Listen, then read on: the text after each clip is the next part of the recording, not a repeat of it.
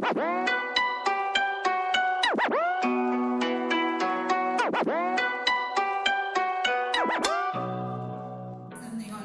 capture more memories about this event. Post something nice and sweet, please.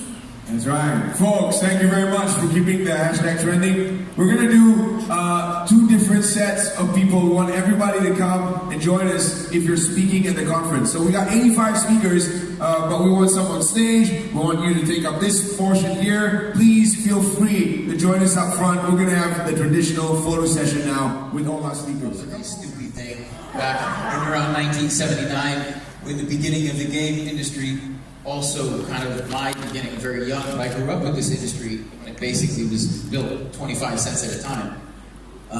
You can see the industry basically started around that same time, and the curve just keeps going up, and the sales are getting tremendous, and this industry is really growing exponentially. This year alone, the game industry looks like it's going to cross $140 billion globally.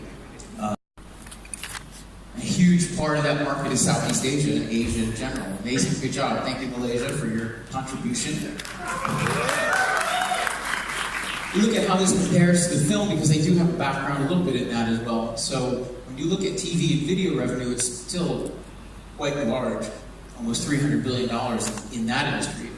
Box office industry is about $40 billion, so games are actually a bit bigger than film now. That's happened for a while, but I think a part of that is also in the TV and revenue, so it's maybe not exactly one-to-one. China's obviously growing market. The US is leading film market. 52% of Americans prefer watching movies at home. I know I do. How many people here prefer watching movies at home? 52%? No? 10? So Fortnite. Anybody play Fortnite? This year, that was kind of the big thing. PUBG, Fortnite, games as a service. It's making a fortune for Epic, which is great. They're doing really well. And this is one of the pieces of the narrative of this year, kind of the things that are happening. Multiplayer gaming has always been huge. Obviously, it's getting bigger. AAA development, some of the things happening there. By 2020, the average game budget for console AAA is going to be between 200 and 250 million US dollars. That's a lot of money. It's a lot of risk. And games in console basically double every 10 years. And with that risk, there's always changes in the industry that are not always positive. Some of our favorite development gaming is single-player, story, narrative-driven, which is why I'm at PlayStation and why I love what I do there. So it was a bit scary, but this comes up every couple of years whenever there's a change. Farmville on Facebook, they say, well, it's over. But right after that, there was a whole lot of releases, single-player releases this year that really blew up, created a whole lot of revenue for PlayStation and all of the game publishers that were putting games out that were of really high caliber and telling really, really good stories. And you can see the revenue here is pretty great. Anybody playing Red Dead yet? So this is also a nice indicator that I think single-player games and story narrative-driven games are here to stay. These guys are some of the best at doing this, and I'm super excited to play it. So for me, I think this comes down to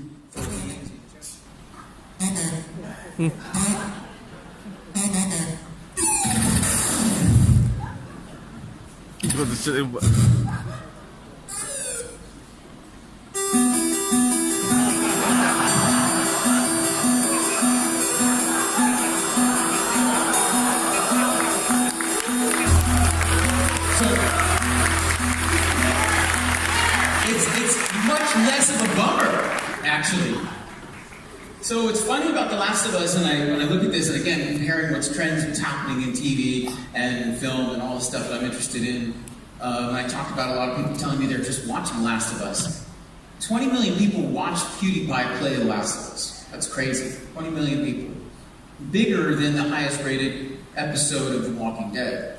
So that's pretty interesting from a standpoint of an interactive thing being consumed, non-interactively. So when we look at that space, there we go. When we look at this space of what's happening in streaming, it's amazing how fast the streaming, linear media space is growing. They say by 2019, 80% of the traffic on the internet is going to be video-based content, right? It's an incredibly fast-growing business. Obviously, Castlevania came out and did really well. We don't know what the numbers are because they don't share that, but we know people are watching it and they're doing a second season. And The Witcher, everybody's going nuts over. Henry Cavill played Superman's going to start in that show. So this is big stuff. So I don't know if you saw this. Watch this real quick.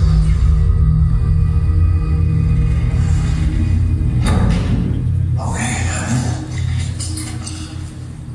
Oh, Sully. You really need to check out this room. Yeah, maybe I'm the next door. Hurry up, will you? Those guys go beyond you in a minute. Here we go. I found some Albuquerque's letters.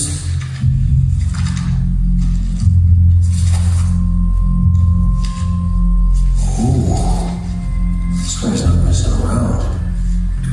He's got original copies dating back to the conquest of Malacca. What?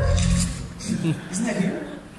So that's a fan film done by Nathan Fillion and a bunch of guys that released at Comic-Con. Basically, had nothing to do with Sony, but they were basically trying to show what they thought an Uncharted television show would look like, or a movie or whatever. It was pretty cool.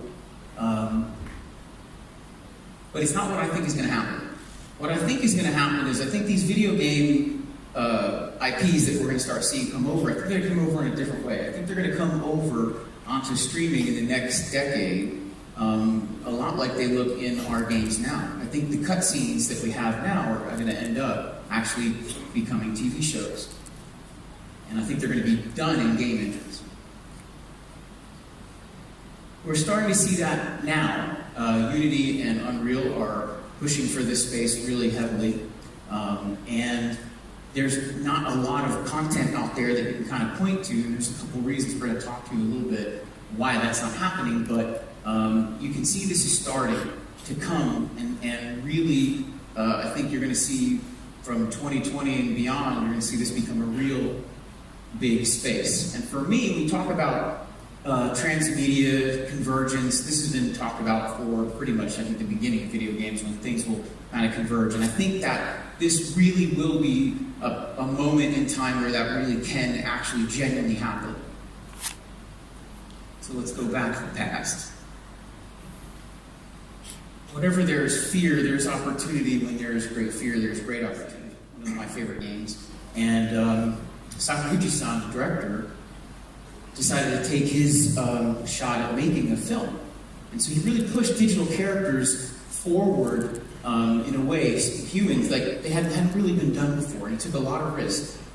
And so on the right is actually an instructor of mine from school. Animators were terrified that they were going to lose their jobs. And I directly came from those films, but also brought a lot of people with me to take that pipeline and to take these knowledges and bring them down into the game industry so that we could take them to a place where I believe they did belong. While there was no real reason to make a digital version of Angelina Jolie, there's certainly a reason to make a digital version of Nathan Drake. He doesn't exist. He's fabricated, right? He just doesn't exist. So we take those techniques and we expand on them and we learn a lot more and we use even more techniques. And this rig is probably 20 to 30 times more complex than Veil was rig. And people responded differently, right? The character animation is especially groundbreaking with facial expressions that convey lifelike emotions. Uncharted 4 clearly pushes the PlayStation 4 to the limits, and the final product is one of the most graphically striking games ever developed. And I didn't give you the real bad reviews of Beowulf, but none of them said that. They weren't really striking, they were creepy. So very different in terms of the response. And today, the response is even better, right? We're putting out these games left and right that basically using some of the same techniques that we did in these films, but they're responding better, they're selling more, and now they're also respecting us more as storytellers. You see in Spider-Man, they're saying that the best movie, right? Like Spider-Man the game is better than the best movie. That's incredible. Who would have thought that would happen? But there's also an interesting trend happening that we talked about earlier, the budgets, right? Budgets for games like Uncharted are nearing, what would this look like if we did a TV show and explored the universe? And, you know, to be honest, I brought this to Evan Wells, the president of Naughty Dog. I said, you know, because I've been talking about this for years about wanting to explore this space. And I said, what do you think? And he said, well, that's a show I'd watch. And you know, it should just look like a video game trailer, but I don't think it does. I think it looks different. And so, the times are changing in terms of how we look at video games and what's coming out of them. The content's getting better, the stories, the narratives, the characters. And what's important is that we basically try to keep this trend going and expand upon what we're building and explore new opportunities to even deepen this storytelling and grow our base and you know, even increase our engagement with users or reviewers. So what happens if we take our IP and we put it into TV? If we take our video games and we put them as, you know, television shows on Netflix or Hulu or whatever, or YouTube? Well, I think what we have for, you know, for they do develop VR, but it's in there. And so as VR is struggling to find its way, what if VR can be more of a companion to the stuff that's a TV show that comes from a game? And then what if the VR stuff becomes more of like a behind-the-scenes way for you to step into the space, like the Talking Dead, right? Where we're actually exploring the world and we're actually interacting with the characters, you're interacting with the creators. So we're at the final act, and we're going to have to do this quickly, but the future for this kind of content relies on a thing called virtual production. Anybody hear that term? Raise your hand if you've heard it. 1, 2, 2. One of them from Epic, who's making it. So, what is virtual production? It should be transferred to half, but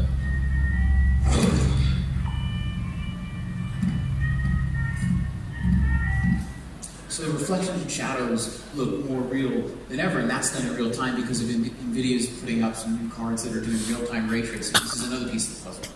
So again, these are kind of pieces of a grand puzzle, a grand design that has to all come together to kind of build this pipeline. That's that virtual production job that's saying these workflows and methodologies. But the pieces are starting to come together.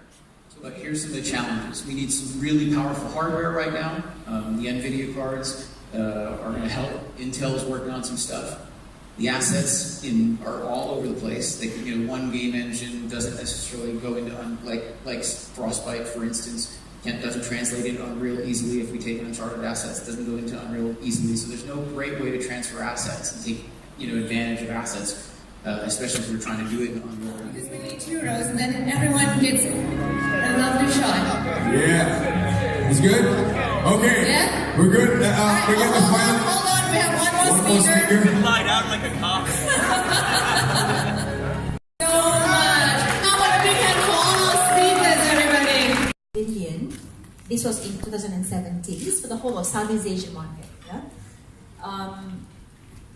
And in this area, when I look at the stats, it's all just about doubling in 3 years. Because this is what it is right now at 2.2 billion in Southeast Asia. By 2021, it is to be doubled. It's at 4.4 billion.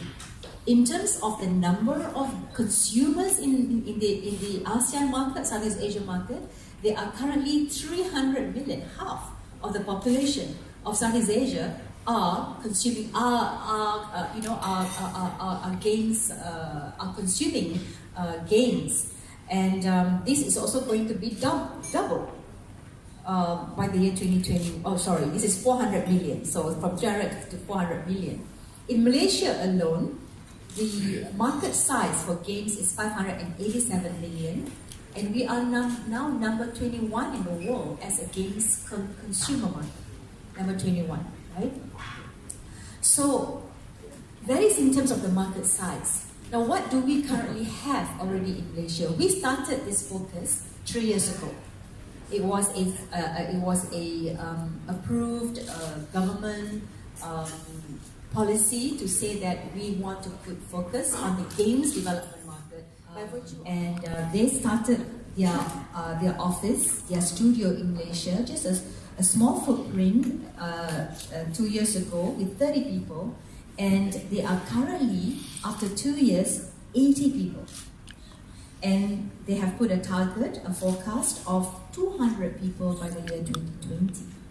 So that is in the area of international studio setting up office in Malaysia.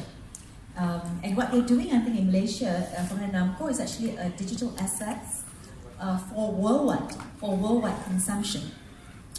Now, at the same time, we also have local companies, local studios who are currently working with these international studios all over the world. So some of you who are gamers, I'm not, but some of you who are, and a lot of people are, you've heard about games like Uncharted, Final Fantasy, and the latest, the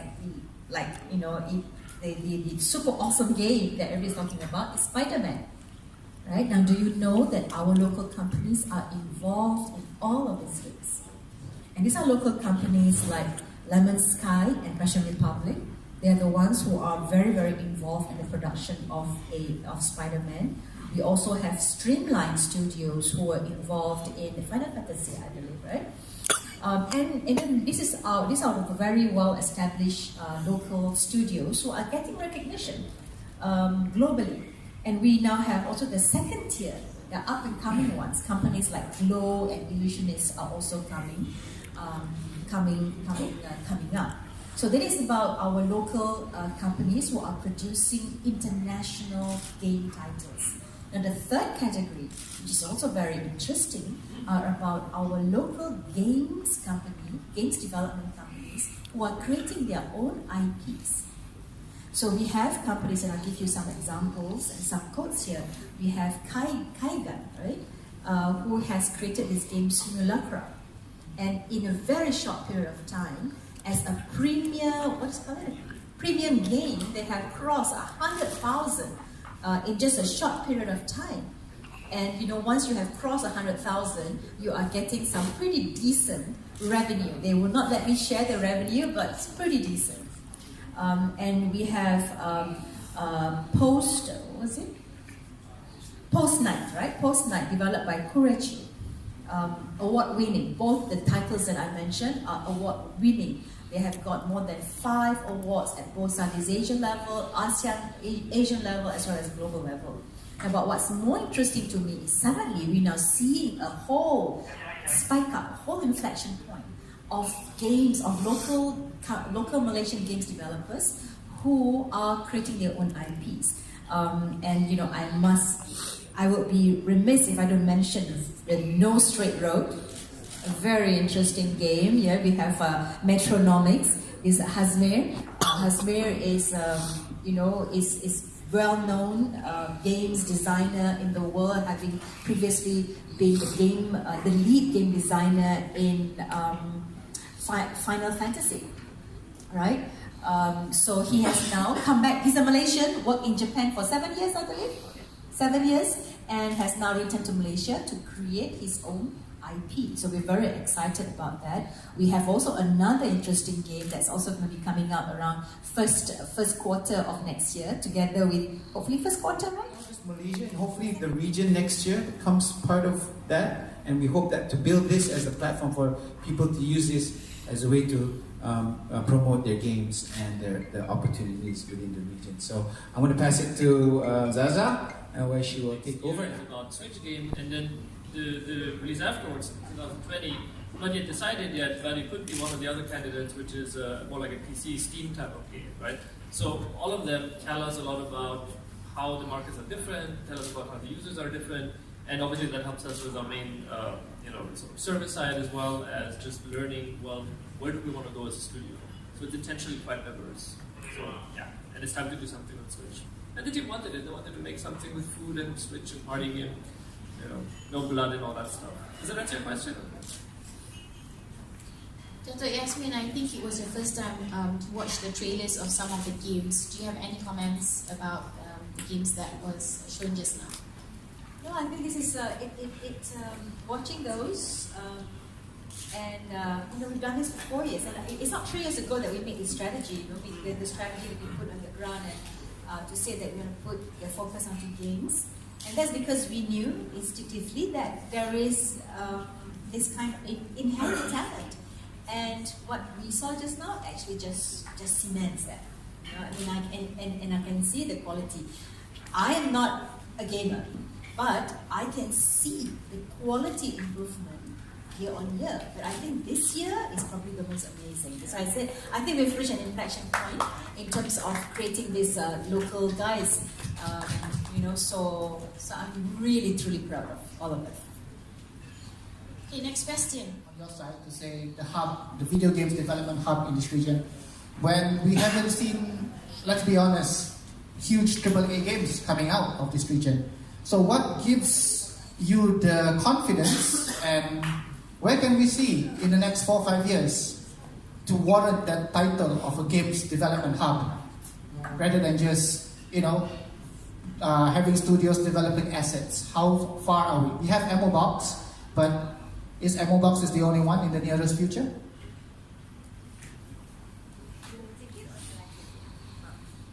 Okay, so when we say, okay, what do you get Hasmer? No, I think this is more for MDEC. I mean, okay, what gives you the confidence to claim Malaysia being the games development hub when Japan, even Northern Europe, didn't dare claim to be the hub of games? I think it's a fair question. I want to say that when we say a hub, it's an aspiration. And there are many ways that you can define what a hub is. And I think in Malaysia also, we have to be a bit more forgiving and a bit more, maybe just dial down a bit on the critical component part of it. I'm not saying that's, I'm not saying that it's wrong, but I'm saying is that if you hear what Michael was talking today about how Polar Express, Polar Express wasn't a huge success, but it created a learning experience. So if you want a merchandise, it's here.